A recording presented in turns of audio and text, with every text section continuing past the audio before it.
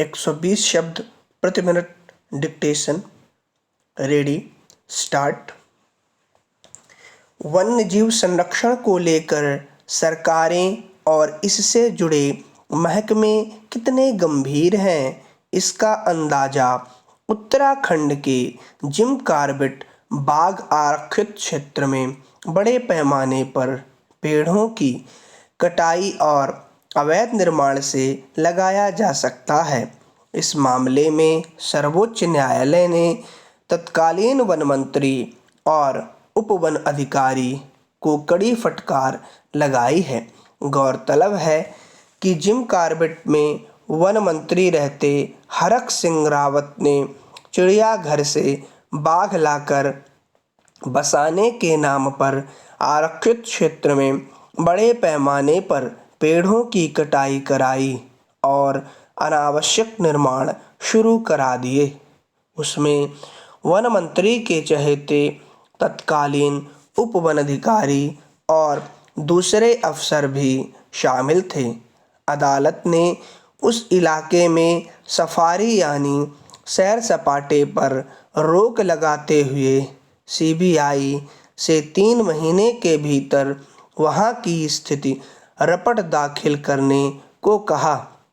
वन्यजीव संरक्षण कानून के मुताबिक वन क्षेत्रों में किसी भी तरह की अवैध गतिविधि के खिलाफ कड़े दंड के प्रावधान हैं, मगर विचित्र है कि उत्तराखंड के तत्कालीन वन मंत्री ने जिम कॉर्बेट में सारे कानून को ताक पर रख दिया।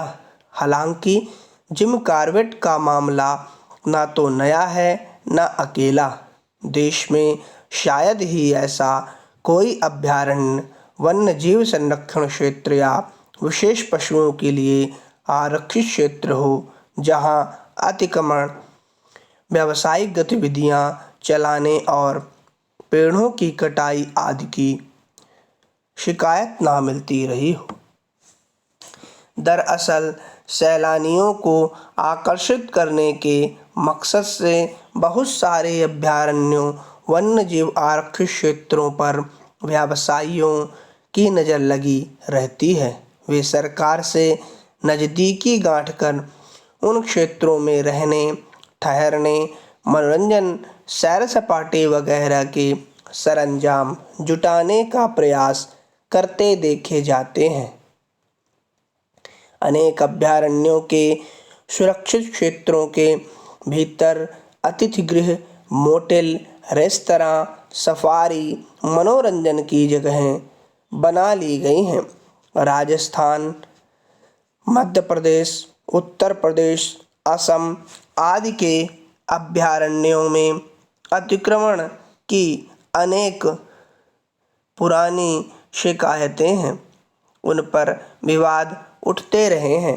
अदालत में भी उन्हें हटाने की गुहार लगाई जाती रही, मगर वन अधिकारियों की कृपा से उनके कारोबार पर आंच नहीं आती।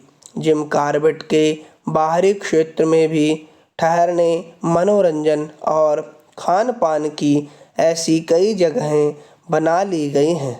ऐसी गतिविधियों से उन इलाकों में तेज शोर, रोशनी और वाहनों आदि की आवाजाही के चलते न केवल वन्य जीवों की स्वाभाविक दिनचर्या बाधित होती है, बल्कि वे हर समय भयभीत रहते हैं। उनके खान पान, प्रजनन आदि की आदतें बदल जाती हैं। इस तरह अभयारण्य अनेक उनके लिए भयारण्य बन जाता है। इससे वन्य जीव संरक्षण का मकसद भी सध जाता है। वन्य जीव संरक्षण के लिए आरक्षित क्षेत्रों में व्यावसायिक गतिविधियां चलाने और उनमें लोगों की आवाजाही बढ़ने से वन्य जीवों का शिकार और उनके अंगों का अवैध कारोबार करने वालों की पैठ की आसान हो जाती है। निर्माण के नाम पर पेड़ों की कटाई दरअसल लकड़ी कारोबारियों को लाभ पहुंचाने के मकसद से कराई जाती है। इससे वहां का पारिस्थितिक तंत्र असंतुलित होता है और वन्य जीव के रहवास पर बुरा असर पड़ता है। ऐसा नहीं माना जा सकता कि जिम कॉर्बेट में पेड़ों की कटाई और अतार्किक निर्माण कराने से पहले इन बातों की जानकारी मंत्री महोदय और संबंधित अधिकारियों को नहीं रही होगी, मगर उन्हें अपना स्वार्थ सबसे ऊपर नजर आया। इस प्रकरण में दूसरे अभयारण्यों और वन्य जीव संरक्षित क्षेत्रों से जुड़े अधिकारी कितना सबक लेंगे, देखने की बात है। स्टॉप।